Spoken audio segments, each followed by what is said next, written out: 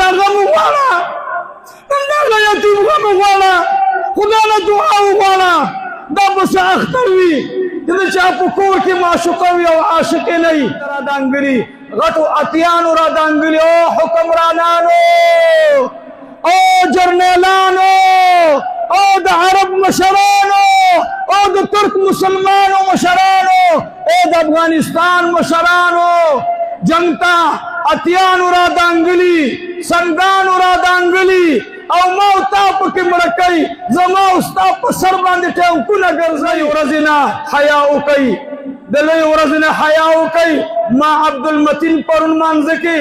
په خپل بچي نه دي جړلي چې زما محمود الحسن تلې هغه شهید دی جنت کې دی علیه الصلاة والسلام تراغ فداک ابي و امي یا رسول الله صلی الله علیه وسلم ما سرسیا د منځنه وړاندې ادا نه کړی شما ته خیل نو خو اوس مې غلام آزاد کو ورته وی عثمانه که سل غلامان آزاد کی خو د دغې سرسیه ثواب ته نه رسیږي نو دغه عمل په نورو منځونو کې نشته عزیزانو چې موږ د مانځنه وړاندې څه ورکو سرسیه ورکو او دا یاد ساتئ منځ په شب معراج باندې د دې حکم وشو چې تاسې پنځه منځونه به کوئ دین وړاندې رسول الله صلی الله علیه وسلم منځونه کول خو په دغه طریقې سره نو دا کم چې زمونږ استاسي پنځه وخته اوس په دغه طریقه باندې فرض دي سار 2 رکعاته فرض 2 رکعاته سنت د ماسپخین 4 رکعاته فرض او 6 رکعاته سنت په دغه طریقې سره منځ په ترتیب سره دا په مدینه منوره کې نازل شوی ټول وی الحمدلله ورسره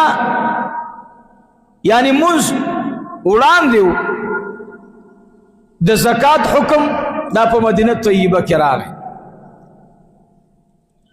د منځ حکم خو الته مکه مکرمه کې په معراج کې نازل شوی خدا اختر منځ دا حکم په مدینه منوره کې شو بعد الهجره د هجرت نه بعد دغه رنګ دا زکات نصاب زکات حکمو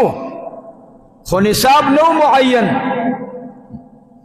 زکات زکو چې نبی علیہ الصلوۃ والسلام ترزوی جعفر رضی الله عنه چې لاړو حبشه ته نو حبشي بادشاہ ته تپوس کو چې ستاسو پیغمبر سشي حکم کوي تاسو لا نو هغه ورته ویل چې زمونږ پیغمبر مونږ ته په منځ باندې حکم کوي او په زکات حکم کوي نو الته مطلق زکات ورکولو دا نصاب د زکات دا په مدینه طیبه کې د دې ترتیب الله شریعت منتوزه کو چې داسې بکوي داسې بکوي نو د اختر منځ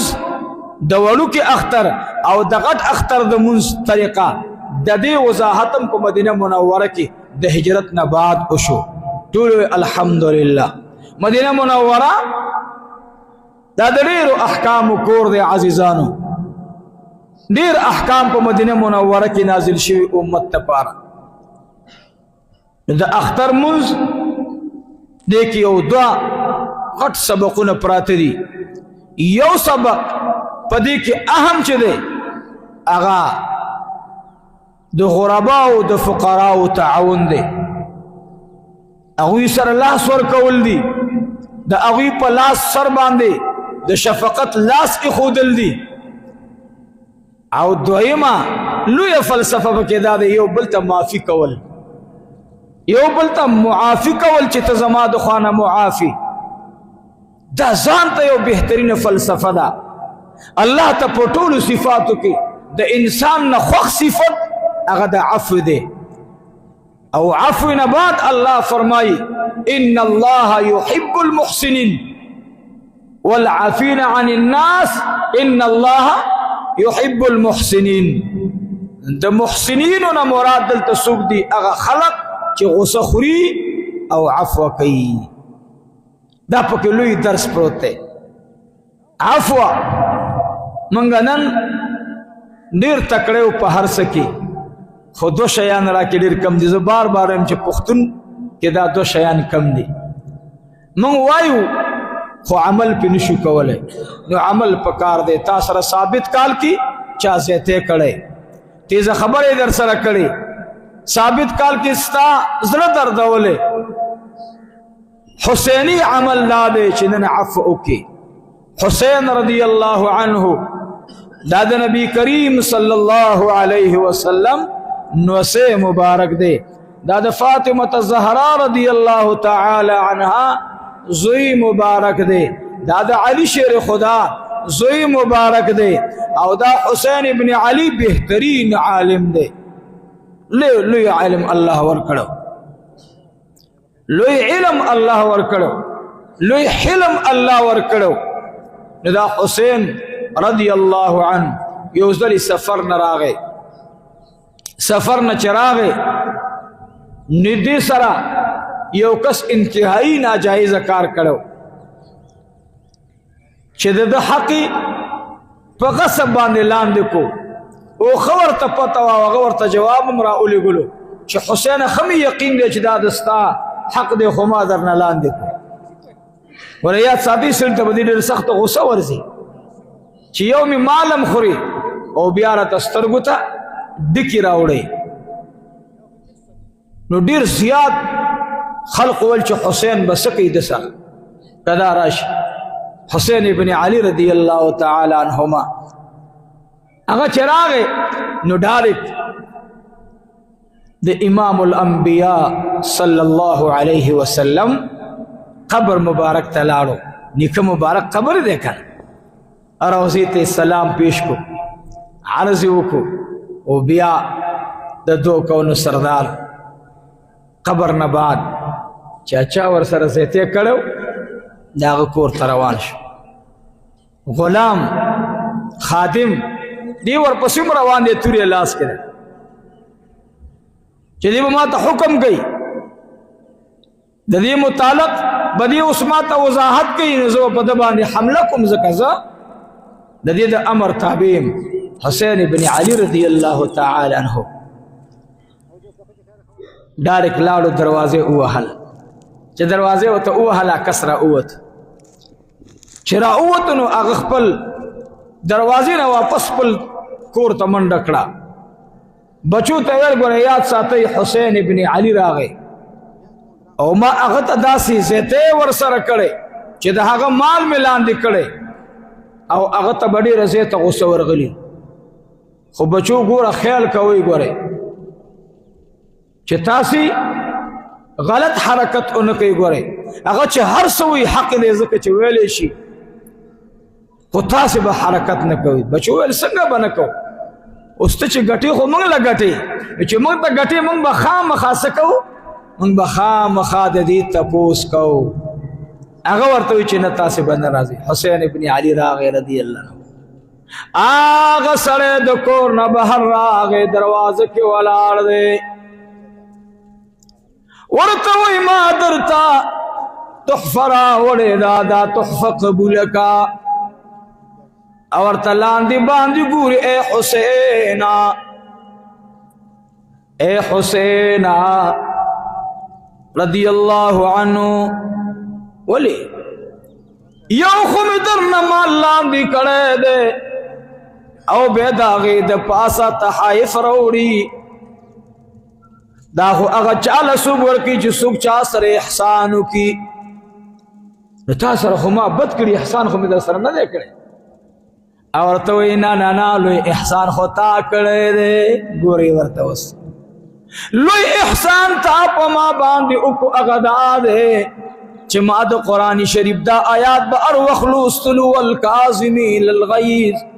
والعافین عن الناس ما به ار وخت دا آیات لو سوچ غصه بخوري غصه کله سره خوري او چې غصه درشي غصه بخوري چې غصه درشي غصه بخوري الګو زه سړی د غصه نه ورنه سو غصه بخوري اوس ته ماته بلا احسانات ما سره کې نزو تعالی سره غصه شم ولی کار می سره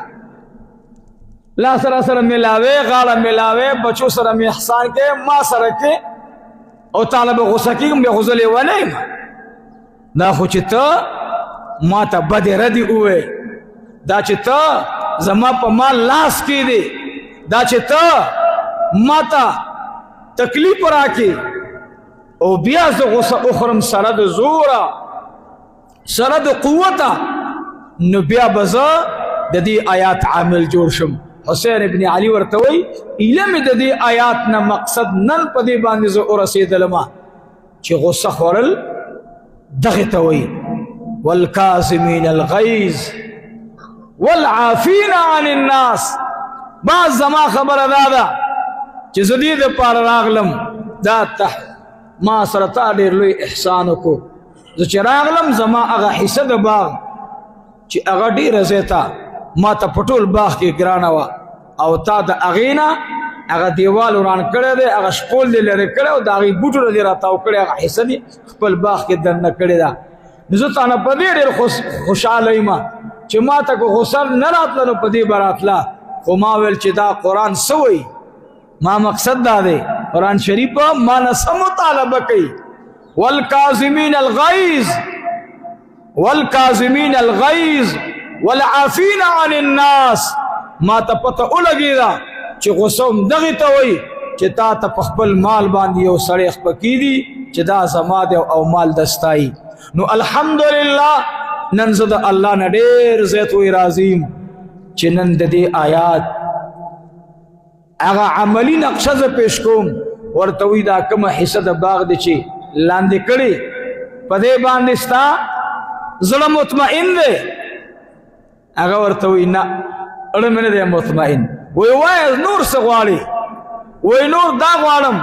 چې دا کوم باغ نور پاتې دی دا راته راکړې نو بیا به دې منمه. حسین ابن علي رضی الله عنه وایي زما باغ دا به مې بلکل درکړی دی، دا چې کومه حصه پاتې ده، خو په دې حصه چې دا کومه پاتې ده په دې کې زما نیکه مبارک جناب رسول الله صلی الله علیه وسلم قدمونه ایښودلي. زما وعده در سره دا ده چې زه ژوندی یم زما د دې باغ میوې هر څه به ته خوري، خو باغ کې د دې ځمکه کې راته ملکیت رانه مه غواړه. دا په دې وجه باندې د باغ د میوې ټول هر څه ده ستا، خو د دا باغ ځمکه چې داسې کله زه ډېر خفه شم د دې ځای ته راشم ما ته خپل د نیکه هغه یادګار را یاد شي، زړه مې خوشحاله شي. نو دا درته زه یو درخواست کوم او وعده مې دا ده چې څومره دا میوې کوي دا ټولې میوې د ستا شو، زه تا نه د میوو مطالبه نه کوم. هغه ورته وایي ای حسین ابن علي رضی الله تعالی عنه ما دا باغ خرید کړی دی، ستا باغ پورې مې کار نشته، زه راغلی یم ته نه وي ما داسې واغوستو د دې خاطره چې زه د پیغمبر علیه صلات وسلام د نوسو صبر ګورم، تحمل ګورم، کردار ګورم، هر چا ستاسې صفت کولو لاس را اوږد که ایمان راوړم. نه مې باغ پکار دی نه مې قجوري پکار دی، اے حسین ستا کردار مې پکارو، اے حسین د دې قرآن په معنا باندې ته ډېر ښه پوهېږې، اے حسین رضی الله تعالی عنه ما ډېر هر څوک لیدلی و لیکن داسې صابر انسان ما لیدلی نه و. زه راغلی یم د شام نه دلته مې دا باغ په دې خاطر اغوستی و چې ته په سفر باندې تللی. نو ما وی ډومبې به دې په دې څه کوي شفې اواز به کوي، دا خو زما د باغ سره لګېدلی او دا شرعي مسله ده، د شفې دا مسله حق ده چې زما پټي سره پټی خرڅېږي او زما حق ما سره دولت وي پیسې وي دا به زه اخلم، زما یې اخیستل حق دی. نو اول خو تعالی خو چې په دې د ستا نه څه جواب رانغی وایي ما چې اورېږه وایي ما د دې باغ دا دیوال یا دا شپول چې کوم د دې باغ و دا ما ستا دې باغ دې بوټو ته دننه کو او دا شپول مو پکې داسې راتاو کو داسې ځان لم پکې نوره حصه م را لاندې کړه. ستا خادمان راغلل وایي ما ورته ویل چې دې کې ستاسې کار نشته، چې کله هغه راغی زه به بیا هغه سره خبرې کوم، ستاسې دې کې څه کار دی؟ وایي زما بچو ته ستا کردار پیش کول مقصد و چې زما بچو ته پته ولګېږي چې د نوسي دا کردار دی نو د ده د نیکه مبارک به څه کردار. والکاظمین الغیظ نن مونږه یقینا د اختر ورځ را باندې راشي غصه مو کنټرول نه وي، مونږ په دې ورځ باندې دې ته ګورو چې ورګه دې را باندې را وړاندې شي نو بیا به زه ورته مبارکي ورکوم. نه پې دې ته ور وړاندې شه. دوه فرشتې د هر چا اوږو سره د ارواح محفوظي او عزیزانو یاد ساتئ. ګورئ دا د هغه انسان کردار لیکي چې دې کله یو چا سره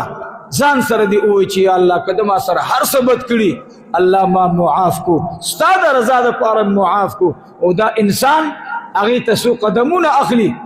الله په یو قدم باندې ورته په نن ورځ باندې 70,000 واړه ګناهونه معاف کوي. څومره لویه خبره ده. 70,000 ګناهونه ستا په دې یو قدم اغوستو سره الله معاف کوي. نن څومره اسانه سودا ده خو زمونږ نه ډېره لرې ده. مونږ ورته تیار نه یو ځکه چې شیطان مونږ دې ته نه پرېږدي. شیطان مونږ دې عمل ته نه پرېږدي. شیطان هغه مونږ ته وایي ته خلق به در پورې خاندي، واغه پلانکې به در پورې خاندي. د پلانکي خندا په تندر ولګوه ورته وایي زما رب به څه وایي؟ نو ستا رب وایي جل جلاله چا چې غصه وخوړله او چا چې عفو وکړه دا احسان کوونکی دی. او الله وایي زه ملګری د احسان کوونکي یم، زه محبت ساتم محسنینو سره. نو د آیات کریمه مقصد زما دا دی چې نن ورځ باندې موږ او تاسې یو چا ته ورځو. ګور یاد ساتئ یو مسله ده. مسله دا ده چې یو سړی دی هغه په تا ظلم کړی چې کوم تا نه لاندې دی او تا سره یې بد کړي دي او ته ورځې دې کې دومره اجر نشته. اجر په دې کې ډېر دی چې هغه تا نه په بدله اخیستو کې کمزوری بدله نشي اخیستلی، عاجزی خو زړی غواړي او ته هغه ته ووایې چې ما معاف کړی. دغه رنګې کمال د انسان دا دی چې حسین ابن علي هغه کردار وکړو. لومبی تپوس وکړو څوک راغلی؟ وایي د شام نه سړی راغلی دلته د انصاري صحابي نه دا باغ اخیستی. توبه د یو مهاجر صحابي نه دا باغ اخیستی. مهاجر صحابي نه باغ اخیستی د شام نه راغلی. ټولو خلقو ورته خبرې کولې وایي ښه نو راغلی مېلمه دی او بیا باغ زما د باغ په خوا کې اخلي تپوس هم نه کوي. نه نه نه ښه ټیک شوه.